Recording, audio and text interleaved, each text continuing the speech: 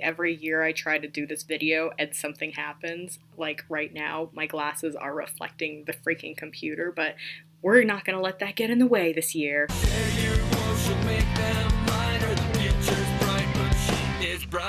What's going on, you guys? TisNessie here, and today we are going to be doing a long-awaited video that I have been trying to precursor for a really long time. I've been wanting to do this video for 3 Valentine's days now, but every year something happens. Last year I got sick and then I recorded it anyways, but then guess what? My SD card went missing. And then I found my SD card, but guess what? It's broken. So there's that. But this time, we're going to be doing this video. Absolutely nothing in the way. You guys are going to have to ignore the freaking thing here and the low quality because we're going to do it anyway. Today, and hopefully next week, we are going to be doing a video that I have been wanting to do, which is my date with a furry. Some disclaimers here. I am absolutely not shaming the furry community. I think it's kind of interesting, and I think as long as you're not a murderer, you can do whatever you want. I don't care. It's more funny because of my reaction to when I found out that this guy was a furry. I didn't meet him as a furry, and then, you know. And this is going to be split into 2 parts because this was also my first date, ever in high school. Now that I'm married, I'm not going to have very many stories about these. This is a really interesting story that I think is a really good precursor to Valentine's Day. So, let's get started before things start to hit the fan. So the year was 2010. Yes, this was 10 years ago. 10 years ago, I was a 9th grader in high school. I would have said freshman, but we ain't in America. We're in Canada here. I have actually mentioned this guy previously in a video, my Anne Frank video. I mentioned this guy. His name was Martin.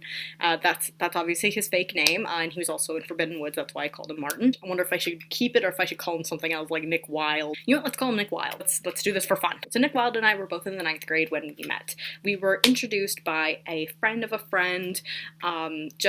We weren't even this is Nessie, this is Nick Wilde. Nick Wilde, this is Nessie. It wasn't anything like that. We kind of just mutually knew each other, kind of. I'm gonna get to the romantic shit in a second. On Halloween, there was a haunted house going on. Actually, I don't even know if it was the day of Halloween or not. I'm pretty sure it was, but maybe I'm wrong. So my music teacher decides that we're all gonna go to the haunted house that my school was having because we just wanted to kind of support the drama kids because all the drama kids did the haunted house. I never did it, but you know. We're in line going to this haunted house, and for whatever reason, I'm playing with my friend. I'm running away from him for whatever reason. I don't know. I'm looking in this line for the first person that I know, and I see this. Usually would be really awkward to me just going to a person that I barely even know, but for some reason I was like, screw it, I'm just gonna go anyways. So I go to Nick Wilde and I'm just like, help me, I'm a damsel in distress. He, for some reason, plays along. I'll protect you. High school was weird. So he's holding me and we're about to go into this haunted house, and there's a few people in front of us, so we're not immediately going in, but then he decides to suddenly ask me, am I gonna be the one to hold you in the haunted house? Hold up. Did he just say exactly what was in a fan fiction or something like that? This is every girl's fantasy. It's like Jane the Virgin. He actually asked me this in person and not just some weird fantasy. So I'm just did I just hear him correctly? Did he seriously just ask me if he could hold me in the haunted house? Is this real? Am I dreaming? So I proceed to ask him, do you want to hold me through the haunted house? I'm expecting him to say, most guys don't talk like that. You know what he says? Well, yeah. Some other girls in front of us turn around, they're like, oh, that's so cute. I'm just thinking I don't even know this guy. What? And he's holding me through the haunted house? Things are going great. He's going in front of me to open curtains and shit, and I'm just thinking, what am I supposed to do when this whole thing is over? Is he still gonna hold me? Is he gonna declare his undying love for me? What the hell is gonna happen when we're done the haunted house? Which the haunted house is 5 minutes max. And then I decide that as soon as we're done with the haunted house, I'm just gonna be like, thanks, and then skip away.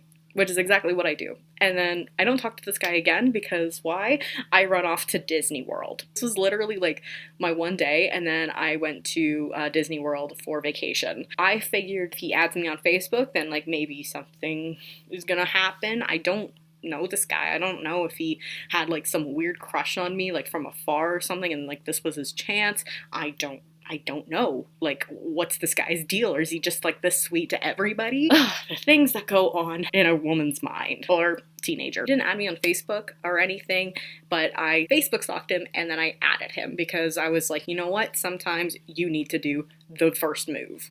Or second. So when I get back from vacation, I talked to this guy a few times, I think. I probably should have looked at my diary for a few sequence of events. I get back and I see that my partner, we're gonna call her Jessica because, you know, Jessica from Twilight. Like I care, you know. So Jessica is with me. She turns to Nick Wilde and he's like playing the xylophones behind us. Starts asking him a bunch of questions, but I can't hear them because we're in a music class and there's instruments everywhere. She's never said a word to him, and I'm really confused as to why she would be talking to him. So I turn around because maybe what they're saying is interesting, I don't know. But then she tells me to turn around again. So they're having a private conversation, even though they've never talked before. It's probably about me.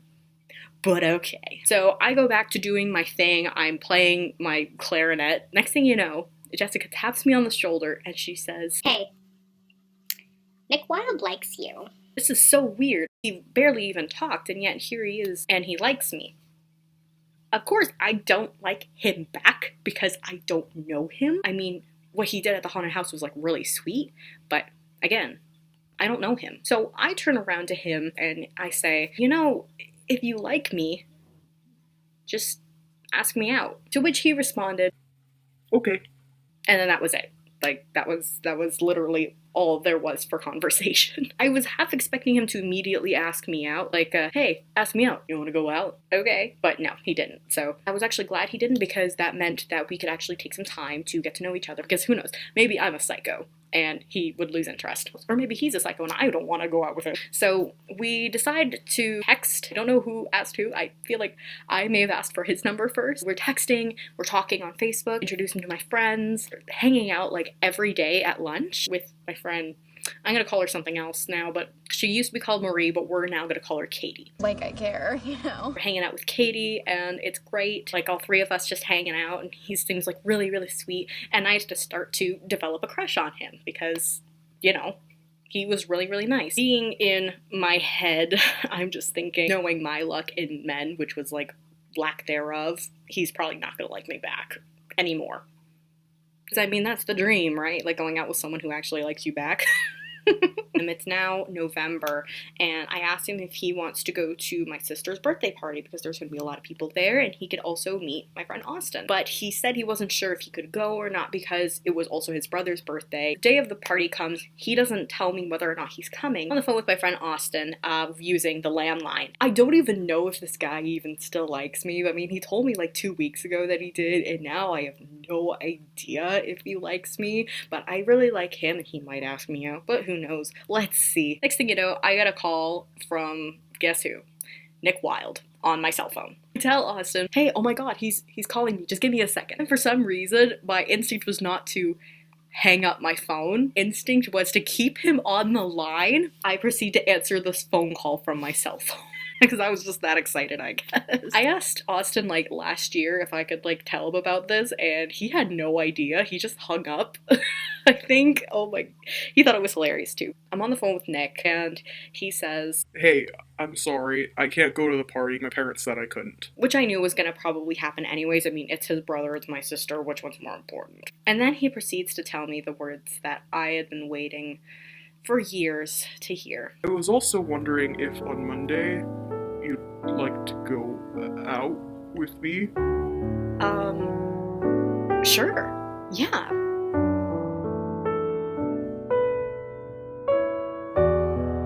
Make sure you guys subscribe and click that notification bell to make sure that you guys don't miss the part 2. Comment down below, what was it like when you were asked out for the first time, or when you asked somebody else out for the first time? We can talk about literally anything, please. I'm very lonely. And I'll talk to you guys later. Keep going, sparkle on. is brighter.